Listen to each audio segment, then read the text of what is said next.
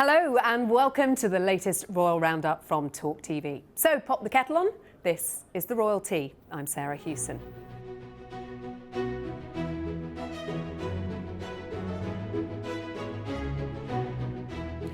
As the dust settles on the fastest selling non-fiction book in history, it seems everyone has had their say, including the British public.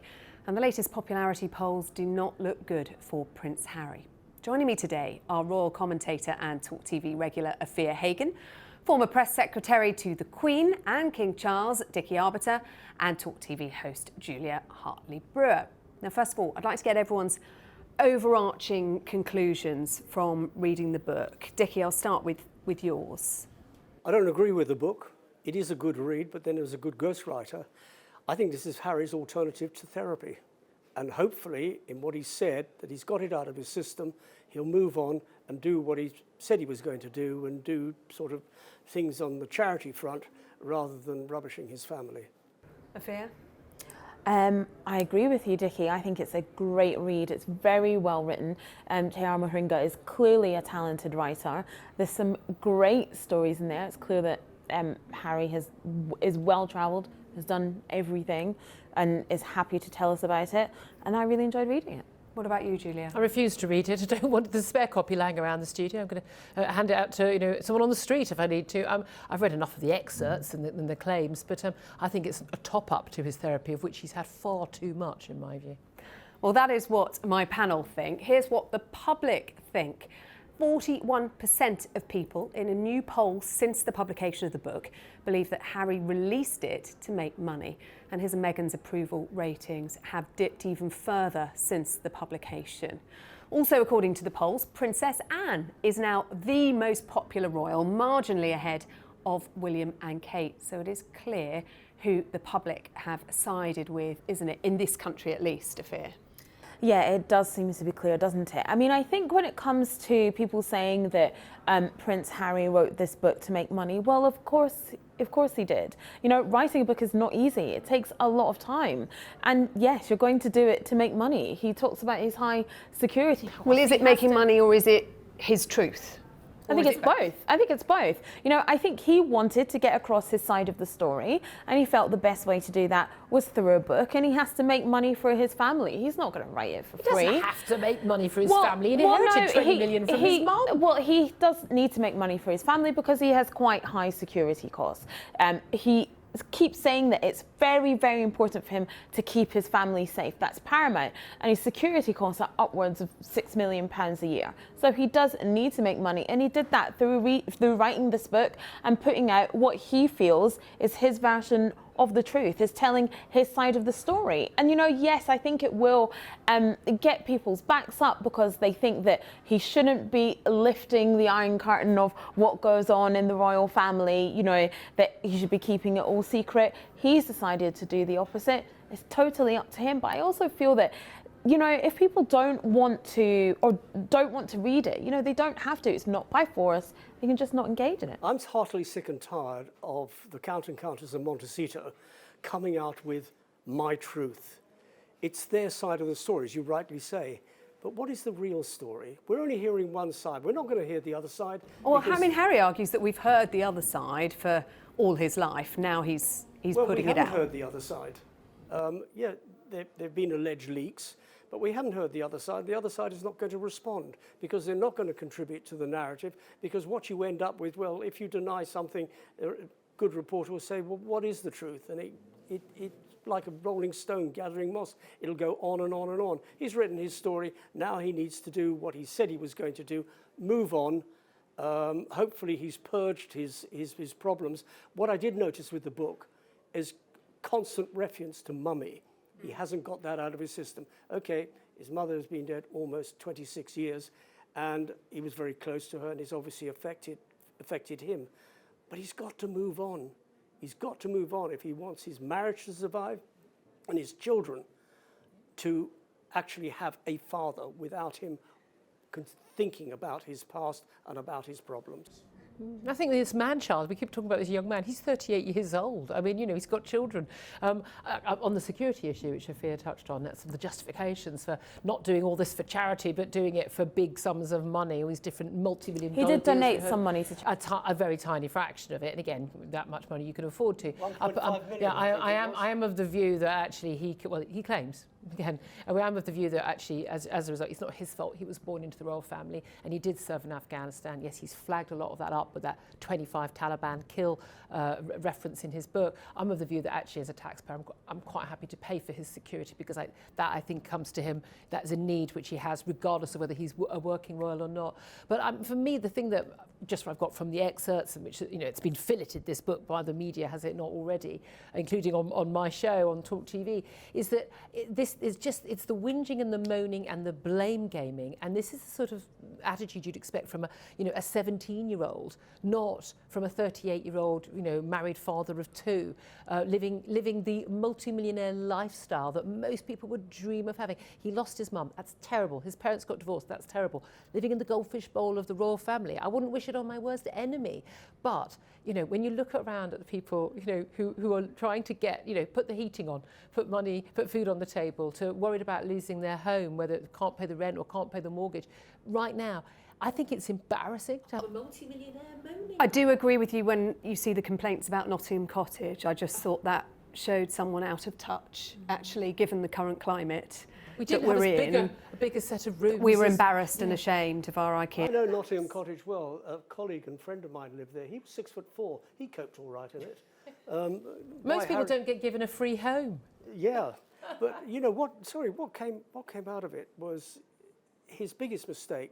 Two big mistakes. One, and I'm not talking about marriage. I'm talking about leaving the army, because he felt that was his comfort zone. He felt Wasn't he forced to, though, because he was fighting in Afghanistan? He wasn't allowed to go anywhere. He He wasn't allowed didn't to feel go he could be anywhere. a real soldier anymore, wanted did to he? go to the sharp end. Not every soldier can go to the sharp end. When you're an officer, you have to move on. You get a desk job. He didn't want a desk job. He didn't want to train pilots on the Apache. Well, if you're not going to do it, then you've got to get out. The other mistake he made, he's in love with Botswana, and I've been there, and I know where he's been, and he should have gone there, and it would have solved a lot of his problems. Yes, but isn't that a problem that could have had a different outcome if there had been greater flexibility, and if they'd been able to reach some kind of plan together? We wouldn't be in this position Absolutely. now. I mean, I've said this before. I think, Dickie, you've actually nailed it there, that he needed to be in Botswana. That's where he felt most comfortable. And also, you know, being in the army, that's where he felt useful, you know, and I absolutely agree that if there had been allowed some sort of modernisation. I know modernisation of something like the monarchy is not instant. It's not going to happen overnight. But if that had been allowed, you know, the option 3 perhaps, where you could have been a part-time working royal and spent time outside of the United Kingdom doing other things, whether it was his conservation work, whether it was continue to work on the Invictus Games, Centre Bali, or any of those other things, we wouldn't have Spare. It wouldn't be here. We wouldn't have had the Netflix documentary. Maybe they still would have done a podcast, because I think Archetypes is a completely different thing that Meghan's done. It's talking about different issues. But I agree that if they had been allowed to do the kind of part-time working royals thing, if modernisation had been allowed to occur, to allow them to do that, we know it's never been done before. They were never going to go off to New Zealand or South Africa or Botswana. How do you know that? The idea that Meghan would have found that an acceptable life to be basically somewhere that wasn't the centre of the world, like California for her. But they've talked about more than once how that's what they wanted to do. I know, absolutely, that definitely would have done for them. The way they went to Botswana, they were in and out. Harry was more in than Meghan was in, and Meghan would have liked it for a week, 2 weeks, but not permanently. The options of Centre Bali were always there. Invictus Games, always there, because they were his initiatives. There's an alleged argument between the two brothers, William saying that Africa is mine. Africa's a big continent. Yeah, it doesn't belong to any of them. To any one Yeah, person. Not exactly. good luck for anyone in the royal family to say that, by the way. No, especially, but Botswana was very much where Harry's heart was. He felt comfortable. I've been to where he went. I've stayed there. I've been there several times, and I know how he feels in the bush and seeing game in their natural habitat. And that was his comfort zone after The comfort zone, something liking somewhere on holiday, is not the same as somewhere you want to live. The key thing Harry about didn't Meghan go is- on holiday. No, he was there for a long time, but in almost in a gap year sort of way. I think the crucial thing here, and I said this from word go when Meghan arrived on the scene, was that celebrity and royalty don't mix. Celebrity, you have to reinvent yourself, not just every year, almost every 24 hours, or our 24-hour news cycle right now. And the thing about royalty, whether you're a supporter of it or not, is that royalty should just be there quietly in the background. It should be the same. You look at people like Kate and William, they're the same every day. They do the same things every day. She dresses in beautiful clothes, but they're very similar to each other. There's nothing to discuss. There's no criticism. She doesn't speak out of turn. She knows the gig. And I do think that whole thing that Meghan wanted, she was used to celebrity and reinventing herself, saying something new, being in the news for different reasons every day.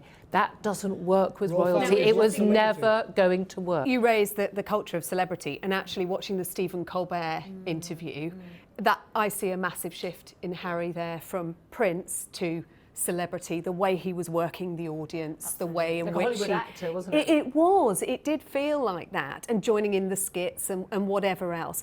It felt like celebrity. Here, 21% of Britons have said that they're embarrassed by the monarchy.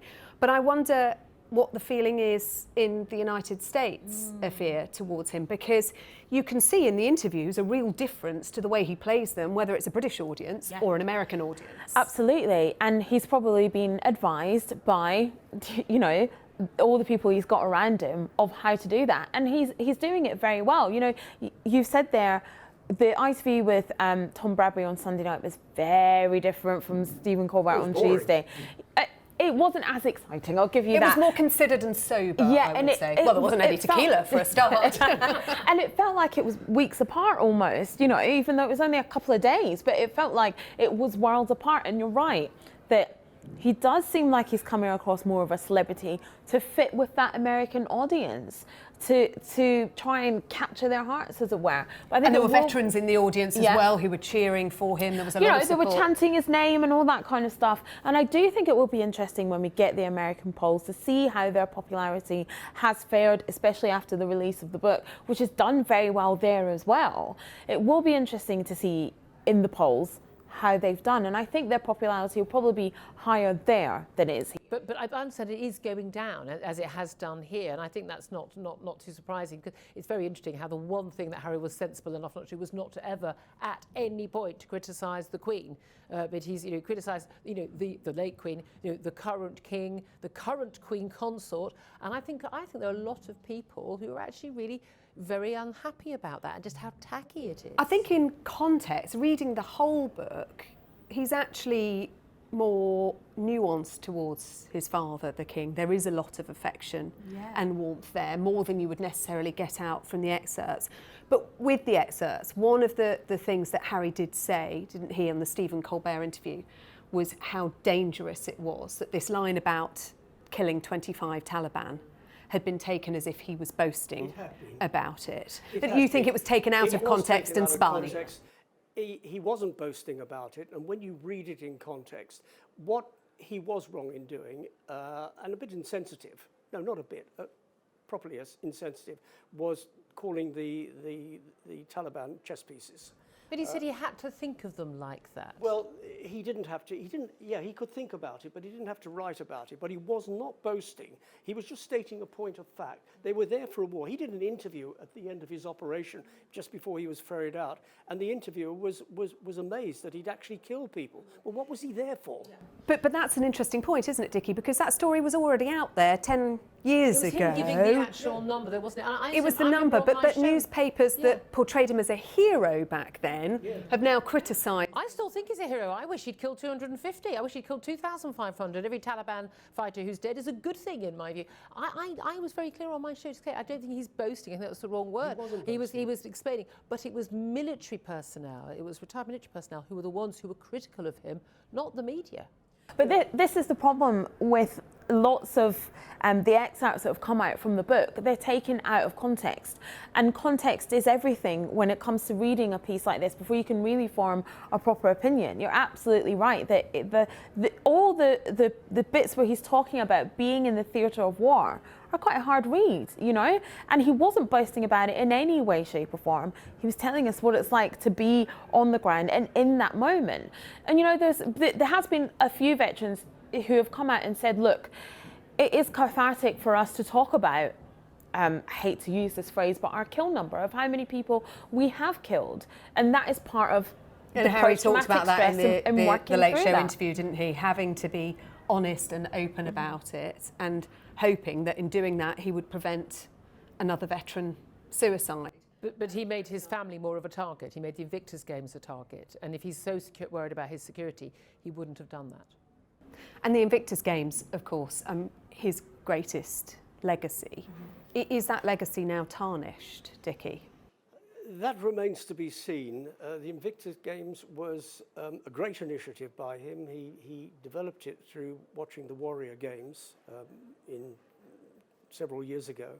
And he thought, yeah, the Brits now need to be involved and have their own. I hope it's not tarnished because it does tremendous good for the veterans who have been horrendously injured. It might have tarnished Harry's reputation in terms of his association with it. That is for Invictus to decide. But we have to wait and see what happens there. What about some of the potential inaccuracies? The recollections may vary, perhaps, in the book. We've heard from the ghostwriter, J.R. Moringa, defending the prince's recollections and saying that actually the prince is clear throughout the book that these are his memories. And I think J.R. Moringa says inadvertent mistakes are common in memoirs where the line between memory and fact is blurry. Not historic facts are blurred because you can Google those. Well, as has happened with the death of the Queen Mother. He was in Gloucester. Yes, and he claims that he remembers vividly being in the weather when he looked out the window and a call from a courtier. And yet there we are in a situation where plenty of royal correspondents are saying, no, I mean, there's footage of us in Closters with you that day. But remember, he's also said that he's had problems with his memory because of the post-traumatic stress that he has suffered. You know, he said that in the Tom Bradbury interview, that he has got problems with memory. So I think that is what it is, to be honest. I guess the issue is, if you're talking about this being a kind of historical text that in years and years to come is looked back on as a documentation of life within the royal family, those inaccuracies are then more problematic, are they not? They are problematic, but they'll be corrected when the paperback comes out. And now, on the subject of the paperback, that is being given as a reason by royal sources why Harry and Meghan may not be invited to the coronation. Who are these royal sources? For fear that accounts of what goes on behind the scenes might end up in the paperback. Should he be invited to the coronation? Look, King Charles III will never be as petty to say that they're not invited. It doesn't do him any favours, and he will completely rise above that. It's a family occasion. They will be invited. Does it not take all the shine off the moment, though, No, if you're worrying take about... the shine off because they won't come. You don't think they'll come? I don't think they'll come because they know the hostility that exists over here. They're particularly venomous about the British press, and it seems like the British press are pretty venomous about them. So there's the hostility there. There's the hostilities we've seen with the polls amongst the great British public.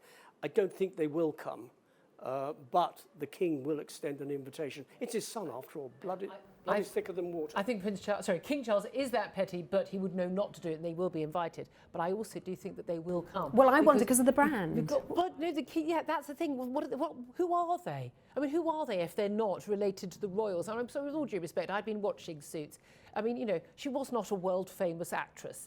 Let's be honest, she was a two-bit actress, and she was a bit of a nobody when she was first introduced to us here in Britain.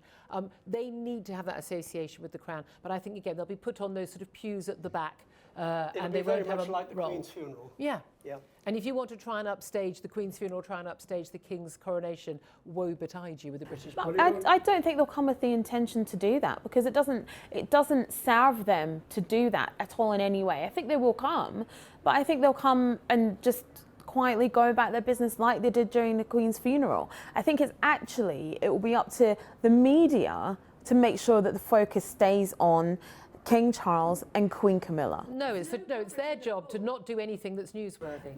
But they won't, the same way they did during the Queen's funeral. If they do So something am I. I will be covering that story. The thing is, during the Queen's funeral, they didn't do anything newsworthy. They Yet were there was, very low yes, profile. exactly. Yet there were so When the many Queen died, headlines they did. There was loads of extrapolated. briefing to the media about who was invited on the They plane. literally didn't do anything. But we do get a lot of talk in every interview that Harry has done around the book about reconciliation and wanting to be a part of this family still. How does that happen? I really don't know, and I don't think anybody else knows how it can happen. When you've done 410 pages of almost rubbishing your family, and you've done a whole lot of celebrity interviews, and let's face it, the celebrity interviews, the interviewers in the States are masters at their profession. So I don't know how they do it.